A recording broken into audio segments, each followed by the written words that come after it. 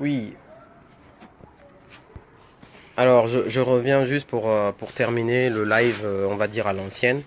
Et voilà, donc juste vous dire que par rapport à ce que je disais tout à l'heure sur votre volonté propre que vous devez garder, et le fait que aujourd'hui, ce qui me fait le plus mal, c'est de voir comment des individus renoncent à la base que leur demandent les leaders. Parce que le leader a besoin vous gardiez votre base qui est le fait que c'est vous le peuple qui avez le pouvoir. Tout leader a besoin de ça. Et donc, à partir de ce moment-là, comme c'est vous qui avez le pouvoir et que vous faites une délégation de pouvoir sur une durée et avec un périmètre donné, si vous renoncez à cela au nom d'une assimilation et du culte de la personnalité, sachez-le, à partir de ce moment-là, vous-même, vous êtes la source de la chute de la démocratie chez vous. Vous-même, vous êtes la source de l'installation de la dictature. Et j'ai entendu d'autres personnes dire, là je finis avec ce préambule, que non, en fait, la caricature, les critiques non constructives, c'est pas bien. Sachez-le. Il n'y a rien en démocratie qui encadre la manière dont on doit critiquer quelqu'un. Il n'y a rien. Vous savez, la caricature, le fait que vous prenez un individu et vous le dessinez avec des traits exagérés. La caricature, c'est un des outils les plus importants de la démocratie. Si vous ne le savez pas, je le dis. Or, c'est pas constructif. À quoi ça sert de représenter quelqu'un avec un gros nez, des grosses lèvres, des machins? Ça sert à rien. Ça sert à rien du tout. Pourtant, la démocratie ne se définit pas en ça sert à quelque chose. La démocratie se définit en le fait que si vous avez le droit de faire une chose, vous pouvez le faire. Si légalement, vous avez le droit de faire de la caricature qui est encadrée par la loi, encadrée par l'État. Si vous avez le droit de faire de l'invective, de dire que toi là je ne suis pas d'accord avec toi tant que ce n'est pas de l'injure, et encore dans le cas de l'injure, c'est la personne que vous injuriez d'aller se plaindre. Mais le fait qu'il y ait comme des petits Tarzans ou Robin des Bois cachés quelque part et qui empêchent l'expression démocratique dans sa pure expression, c'est la principale composante de la dictature dans certains pays. Et cette dictature, elle est imposée par certaines populations. Il faudrait qu'on comprenne cela. Donc, dire qu'on veut une démocratie, le pouvoir au peuple dans un pays, c'est aussi accepter les outils de la démocratie. Et ces outils, parmi lesquels il y a la critique, qui peut même ne pas être constructive. Ça peut être une critique caricaturale. Et alors, on n'en meurt pas. Quand on devient un homme public, on accepte de se soumettre à l'exercice de tous les hommes publics. Déjà, ensuite, l'homme public ou le représentant n'est pas la propriété de quelqu'un. Si un jour, vous en tant que militant, vous décidez qu'un homme politique est votre propriété, sachez que vous êtes en train de vous positionner en maître et de positionner ce leader en esclave.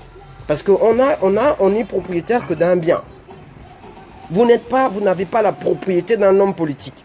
La propriété, genre, quand on le touche, on touche à une chose qui m'appartient. Non, non, non. Les individus ne s'appartiennent pas les uns aux autres. Aucun droit sur terre, à part dans les pays où, on va dire, où il y a encore l'esclavage, n'autorise à un individu d'être propriétaire d'un autre. Pingo, Jean, Alio, Kokis, Alendon, Simon, tous ces gens-là ne sont la propriété de personne. Ce sont des hommes publics qui ont accepté de se confronter à l'exercice public. Et à ce titre-là, aussi bien la critique, même que vous n'aimez pas ou qu'ils n'aiment pas, ils s'y soumettent, c'est comme ça. Et si un citoyen a envie de dire qu'il n'est pas d'accord, qu'il ait telle coloration politique ou telle autre, il a le droit de le faire. Charge à la personne qui se sent lésée et attaquée d'aller devant les institutions et de dire, voilà, monsieur un tel m'a insulté, monsieur un tel m'a violenté, et le droit va trancher. Et c'est tous ces trucs-là qu'on développe aujourd'hui qui sont en fait les choses qui développent notre fondement dictatorial. Nous-mêmes, on est des dictateurs en puissance en tant que population. Comment voulons-nous installer une démocratie avec des concepts et des principes de dictateurs ? Des mini-dictateurs de partout. Il faut voir parfois dans certaines réunions, certaines associations, on n'autorise pas la contradiction. Or, contredire quelqu'un, ça permet de faire évoluer le débat. Et même quand la personne en face est dans une contradiction destructive ou non constructive, c'est à vous, par votre intelligence d'analyse et de raisonnement, de le lui prouver. Ce n'est pas genre en disant, oui, mais toi, machin insulte, machin insulte. En fait, aujourd'hui, je me suis rendu compte, enfin pas aujourd'hui, nous le voyons tous. Les fondements de la dictature sont ancrés en nous. Quand on dit que le système PDG est ancré en nous, il y en a qui voient ça comme quelque chose de virtuel. Le fait de ne pas accepter la contradiction, c'est un des premiers fondements. D'accord? La pensée unique, deuxième fondement. Troisièmement, être attiré par le gain. Ça veut dire ne faire des choses que des choses qui gagnent. Des choses où il y a l'argent. Et encore quand on dit gain, c'est toujours l'argent. Le mouton broute là où il est attaché. Ça, c'est des principes de chez nous. Mais je ferme la parenthèse et je finis sur le commentaire que je faisais par rapport à Jean-Ping, qui est un commentaire général, que j'aimerais étendre à plus de personnes. Donc, à un moment donné, on a posé la question à Jean-Ping sur la monnaie, la question de la monnaie. Moi, je me serais attendu à ce qu'il parle au moins du franc CFA, qui n'est pas une monnaie comme il faut. Alors, il a dit il fallait sortir du franc CFA, mais ça doit se faire en toute intelligence, ça ne se fait pas comme ça. Je suis totalement d'accord avec lui. Mais ce que j'aimerais dire, c'est que aujourd'hui, les présidents africains qui veulent prendre le pouvoir et qui prendront le pouvoir doivent être courageux. Mais pas toujours. Le courage, on en a vu plusieurs qui ont payé de leur courage. Mais c'est justement la voie de la libération de l'esclavage, c'est être courageux. Il n'y a pas, c'est comme si on vous dit, vous avez une voiture, vous devez partir d'un point A à un point B qui est devant vous. On vous dit que le seul moyen d'atteindre le point B, c'est d'avancer. Mais vous, non seulement vous décidez de ne pas avancer, mais en plus vous faites marche arrière. Et à chaque fois qu'on vous dit que vous êtes en train de faire marche arrière, vous insultez les gens. Et vous dites qu'on n'a pas le droit de vous dire que vous faites marche arrière. Aujourd'hui, on ne peut plus continuer à vivre sous l'égide du franc CFA. C'est pas possible. On va me dire tout ce qu'on veut. Une souveraineté nationale, une souveraineté locale, une souveraineté régionale. Aujourd'hui, au XXIe siècle, vous voyez comment ils se battent tous pour posséder leur monnaie et leurs outils. Chacun se bat pour ça. Même des pays qui sont dans l'Union européenne se disent que peut-être il vaudrait mieux qu'ils reprennent leur souveraineté en rebattant leur monnaie. Mais nous, comme par hasard, on décide d'abandonner cette souveraineté comme ça. Et on dit qu'on veut devenir souverain en abandonnant un des outils les plus importants de la souveraineté. Il est hors de question qu'un président qui prenne le pouvoir aujourd'hui en Afrique ne décide pas d'entrée de jeu que le franc CFA, c'est pas la bonne chose. Que ça plaise aux Européens, que ça plaise à qui, on s'en fout parce que c'est la condition sine qua non pour le changement et le développement chez nous. C'est une condition. C'est comme ça ne se négocie pas. Et si quelqu'un veut nous imposer le contraire, libre à nous de faire des rapports de force populaires, des rapports de force dans tous les domaines, parce que quand même, nous sommes producteurs de beaucoup de choses. Il y en a qui dépendent de nous. À partir de là, nous avons quand même un moyen de pression. Il est peut-être tout petit, mais en plus en rajoutant le peuple, en rajoutant de l'entrepreneuriat local, mais vous allez voir que si l'entreprise Intel décide de boycotter l'action chez vous, mais vous avez le plan B qui est des gens de chez vous qui sont formés comme il faut et vous achetez le matériel qu'il faut. C'est juste qu'on est soumis à des traités qu'on a signés, à des contrats qu'on a signés, à des choses qu'on a signées qu'il faut dénoncer parce que ça n'a pas été signé par le peuple pour le peuple. Ça a été signé par des oligarques et des dictateurs pour eux-mêmes. Et donc on ne peut pas revenir à ces systèmes sans les dénoncer alors qu'ils ne sont pas d'émanation populaire. C'est pas possible. Il faut au moins se positionner là-dessus. Ça doit être clair, net et précis. Les peuples n'ont jamais envoyé leurs dirigeants aller signer des traités de protectorat, de quasi-protectorat avec des armées qui sont installées en grands seigneurs, hein, dont la plupart des armées des pays coloniaux. Mais on retrouve qui? C'est qui les officiers supérieurs? Dites-moi. C'est qui les officiers supérieurs? Ben c'est les colons. Et ça, c'est de la souveraineté, ça? Non. Ne pas dénoncer ça en disant que c'est anti-souverain et que c'est une des choses qu'il faut changer, c'est ne pas avoir de courage. Et un dirigeant qui n'est pas capable de faire ça, il faut que chaque citoyen soit capable de le dire, que mon dirigeant va plus loin. Voilà. On doit aller plus loin, nous, en tant que peuple, mais toi aussi, tu dois aller plus loin. Il faut être capable de le dire, quel qu'il soit, quel que soit son nom. Parce que c'est une exigence dans ce 21e siècle. On ne peut plus se permettre d'être toujours les moutons qu'on mange, toujours les souris qu'on avale, toujours les rats qu'on traque. Non, on ne peut plus. Comment croyez-vous que dans l'histoire, c'est incompréhensible? Un continent aussi riche qui est si pauvre. Mais c'est tout simplement parce qu'on ne réalise pas la valeur de notre richesse et qu'on brade cette richesse. Regardez ce que faisaient nos ancêtres. On lui amène une bouteille de scotch. Le scotch ou le whisky ou les trucs qu'ils peuvent même fabriquer eux-mêmes. Hein. Ils auraient pu, parce qu'ils fabriquaient déjà le malamba et tout le reste, ils auraient pu trouver la manière de fabriquer ça en discutant avec certains Écossais et autres. Non. Ils prennent le scotch et ils disent, bon, toi tu me donnes le scotch, tu prends tout le village là, il est pour toi. Pendant ce temps, l'autre se dit, bah, je vais explorer, je vais trouver de l'or, et puis je vais exporter ça à l'étranger, je vais devenir riche chez moi, et dans 50 ans, il sera toujours mon esclave. Dans 100 ans, ils seront toujours mon esclave, à cause d'une bouteille de scotch. Voilà la mentalité avec laquelle on est habitué. Brader nos richesses pour rien. Alors qu'on est capable de dire, attends, si tu t'intéresses à mon sous-sol là, c'est sûrement parce qu'il y a quelque chose. Et il y a des rois qui l'ont fait. Il y a des rois gabonais qui l'ont fait. Mais dans l'histoire, ceux qu'on a retenus, ce sont ceux qui ont bradé le pays Parce qu'effectivement, ils l'ont bradé. Mais il y a des rois gabonais qui l'ont fait. Qui ont dit, maintenant, toi, tu arrives. Si tu t'intéresses à la terre, là, c'est sûrement qu'il y a quelque chose dedans. Sûrement qu'il y a quelque chose dedans. Tu es si intéressé par ce que j'ai, c'est que toi, tu sais ce que tu vas en faire. Ben, attends. Au lieu de me mettre de côté et que de me corrompre avec une bouteille de scotch ou avec un yard de wax, ce qu'on va faire, hein, c'est que pose-moi tout ce que tu as là et puis moi, je vais te dire si ça a de la valeur. Vous connaissez le chef Krieger, il l'a fait. C'est un grand chef fort. Lui, quand vous regardez dans... c'est pas parce qu'il est fort, on s'en fout. C'est un détail. Mais quand vous regardez, quand les explorateurs sont arrivés, ils le craignaient parce qu'ils disaient que ce mec, il est capable de prendre en otage des gens parce que vous n'avez pas bien commercé avec eux. Et il l'a fait plusieurs fois. Il y a des gens qui ont été courageux dans la plupart certains de nos ancêtres ont eu ce courage. Mais d'où vient le fait que nous, aujourd'hui, nous n'ayons même pas la capacité d'être courageux à ce titre? Je parle même des ancêtres, les gens des années 60. Même si aujourd'hui on les a assassinés, mais qui sont restés des icônes dans l'histoire de l'Afrique. Mais attendez, mais ça part d'un principe simple. C'est qu'ils ont vu que s'ils bradaient encore et encore nos pays à des puissances étrangères à tout prix, mais dans 100 ans, on sera encore esclaves. Et ils ont voulu changer ça. Malheureusement, c'est leurs propres frères qui les ont encore liquidés avec l'appui du colon. Mais aujourd'hui, nous ne pouvons pas nous permettre de continuer comme ça. Je suis désolé. Et ça, quel que soit le nom, la personne qui vient me présenter un projet de resoumission volontaire, je vais lui dire non. Et c'est ma volonté personnelle. C'est mon droit le plus absolu. Je ne suis pas à vendre. Le continent n'est pas à vendre. Le continent est à valoriser. Pour ses fils. Avec ses fils. Pas autre chose. L'Afrique n'est pas à vendre. Faut le dire, l'Afrique n'est pas à vendre. Le sous-sol africain n'est pas à vendre. Il est à valoriser. Vendre et valoriser, vendre tout pour donner à quelqu'un qui exploite unilatéralement pour son bon vouloir et paye l'impôt où il le veut, ça n'a rien à voir avec le fait de dire attends, moi-même, je peux faire ça.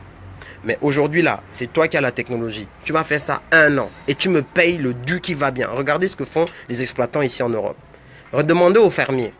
Si vous êtes agriculteur et que vous n'avez pas de terre, vous pouvez aller voir un propriétaire terrien et vous lui dites je veux exploiter tes terres pendant telle durée. Il va vous taxer.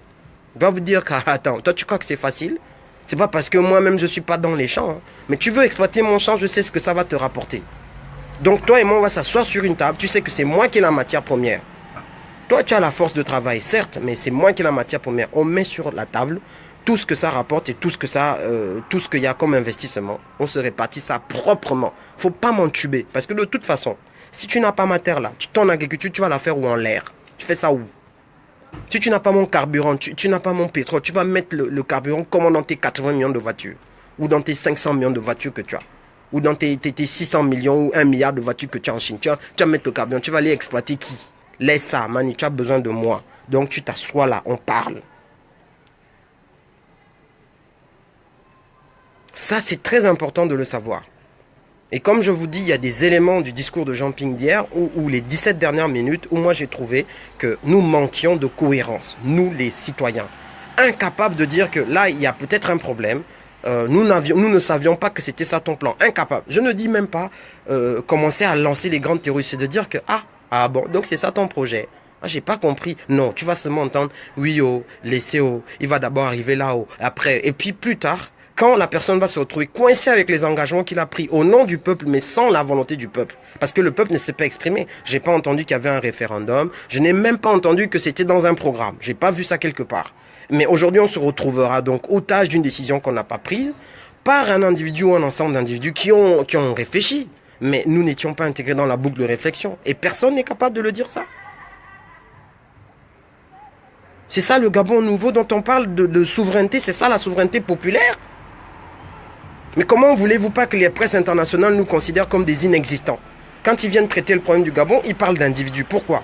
Parce que nous n'avons aucune existence propre. Nous acceptons de déléguer notre existence, la chose la plus fondamentale dans la vie. La déléguer ad vitam aeternam à des individus qui ne nous intègrent même pas dans le cercle de décision, parce que ça se fait ailleurs. D'accord? Ça se fait ailleurs. Ils ne nous intègrent pas, mais ils viennent nous rendre des décisions quasiment déjà prises. Comment on fait? Moi, je me suis toujours posé une question, et je l'ai posée la dernière fois à Persis Lionel, sur Sans Tabou. Je lui ai dit, Persis Lionel, comment expliques-tu que pour les décisions les plus essentielles, les plus importantes qui engagent le peuple dans un milieu dit démocratique qui est censé être l'opposition gabonaise. Hein, parce que, soit dit en passant, vous combattez donc la dictature. En 50 ans, il n'y a pas eu la mise en place de systèmes ou de moyens qui permettent, allez, je veux dire 50 ans, en 20 ans, on va partir de 90, en 20 ans, il n'y a pas eu la mise en place de procédés qui permettent l'expression populaire sur des décisions importantes. Comment expliquez-vous ça? 20 ans. Un truc qu'on peut faire, on a vu l'Union nationale mettre en place une primaire, qui était déjà un début de procédé démocratique pour l'élection d'un candidat, au lieu que ça se fasse derrière les cases. Comment en 20 ans, on n'a pas mis en place une seule fois, l'interrogation du peuple, le retour vers le peuple, l'aller-retour vers le peuple pour dire, peuple, nous allons maintenant nous engager dans tel ou tel truc. Qu'est-ce que vous en pensez? Exprimez-vous.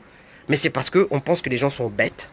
Voilà, donc ça c'est vraiment ça. On pense qu'ils sont bêtes, on pense qu'ils sont naïfs, on pense qu'ils n'ont aucune culture. Donc on est dans l'infantilisation, sinon l'esclavagisation de la population. Donc cette population n'a pas de volonté propre et elle le prouve. Parce que tous les jours, elle s'exprime en tant que telle. Elle ne veut même pas avoir de volonté propre. Mais comment voulez-vous que la presse internationale nous traite autrement?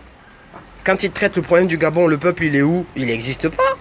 Mais parce que le peuple a décidé de ne pas exister.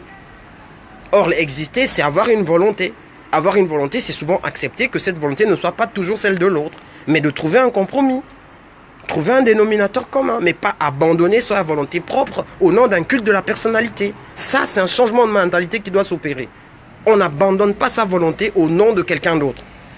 On garde sa volonté et on essaye de trouver un compromis. S'il n'y a pas de compromis qu'on trouve avec un autre individu, eh bien on laisse tomber, on passe à quelqu'un d'autre. Il est où le problème? Quand ça va pas, ça va pas. Il faut un débat public. Il faut un débat public, il faut des débats sur des thématiques aussi importantes. Il semble que la population gabonaise veut la souveraineté. C'est ce que j'ai entendu ces derniers temps. Mais parlons de souveraineté. Ce serait quoi la souveraineté vue de la population?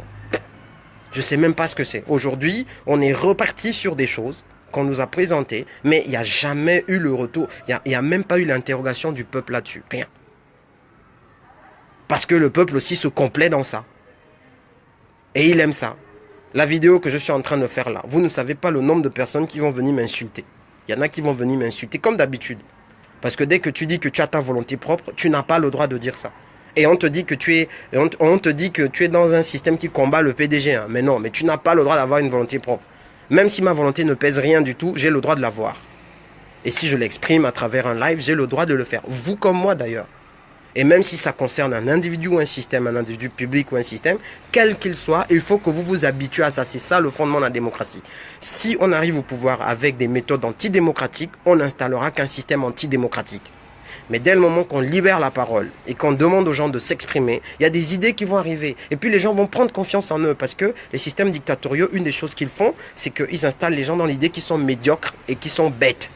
À partir de ce moment, les gens n'ont pas confiance en eux. Il y a beaucoup de gens dans nos pays, dans nos villes, dans nos villages qui se disent que vos affaires là, c'est des affaires des gens intelligents. Moi, je ne sais pas gérer ça. Or, ils gèrent un foyer, ils gèrent un village, ils gèrent même des cantons. Ils savent gérer. Mais on l'a persuadé qu'il était tellement bête, tellement à l'axe, il était tellement pas allé à l'école de la conscience, de la connaissance du truc et du muche, de l'économie macro, micro, commun. Il se convainc lui-même qu'il ne peut pas.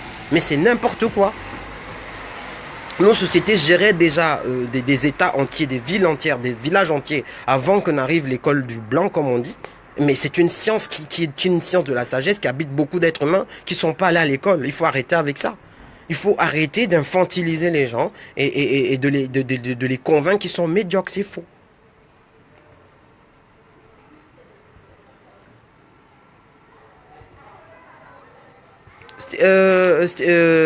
Yannick, ce n'est pas toi que je traite d'idiot. Je te dis que les gens nous traitent d'idiots. En fait, il faut que tu comprennes à l'envers. C'est que les gens ne veulent pas nous parler parce qu'ils nous disent qu'on est idiots. C'est-à-dire que les leaders qui prennent des décisions sans nous intégrer se disent que de toute façon, ça sert à rien de nous demander notre avis puisque c'est eux les plus intelligents, les plus à même et c'est eux les leaders. C'est ce que je suis en train de te dire, Yannick. C'est totalement l'inverse de ce que toi tu as compris. Donc je ne suis pas en train d'insulter la population, je suis en train de dire à la population que certains leaders nous considèrent comme des idiots et qu'il faut arrêter avec ça. Nous ne sommes ni médiocres, ni plus idiots que personne. Nos populations ont de la sagesse, ils ont de la mémoire, ils ont des capacités, ils ont des compétences, mais on les a convaincus et beaucoup de gens les ont formatés là-dessus. Les jeunes, on leur a dit ça, il y a beaucoup de parents qui le disent à longueur de journée, tu es bête, tu n'arriveras à rien, mais c'est n'importe quoi. C'est n'importe quoi.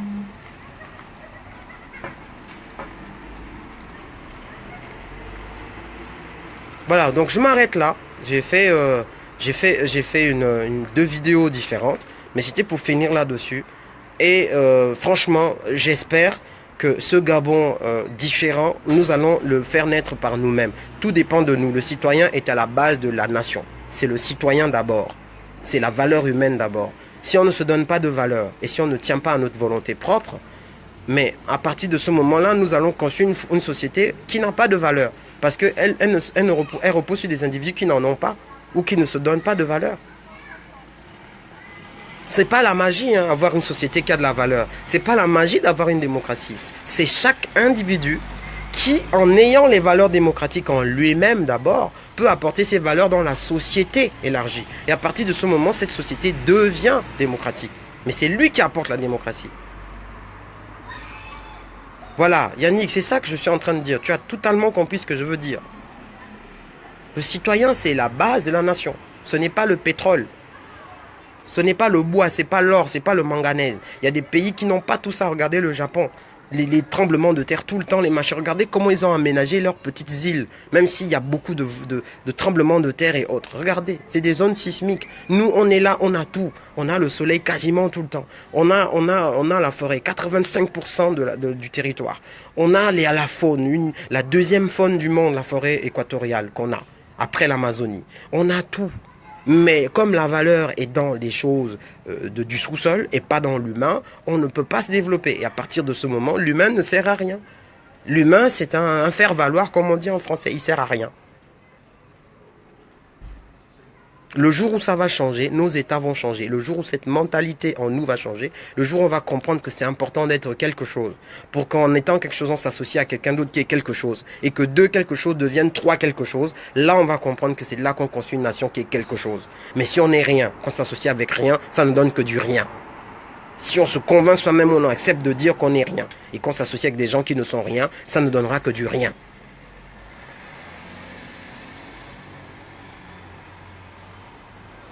Voilà, donc je vous remercie de m'avoir écouté. Je vous ai assez longtemps tenu en haleine. Merci d'avoir suivi la vidéo. Merci d'avoir partagé cette vidéo. Désolé pour les problèmes techniques qu'il y a eu sur la première. Et puis, on est ensemble. Ok? Allez, bonne soirée. Je ne vais pas partir en ninja. Je vous dis quand même au revoir. On est ensemble.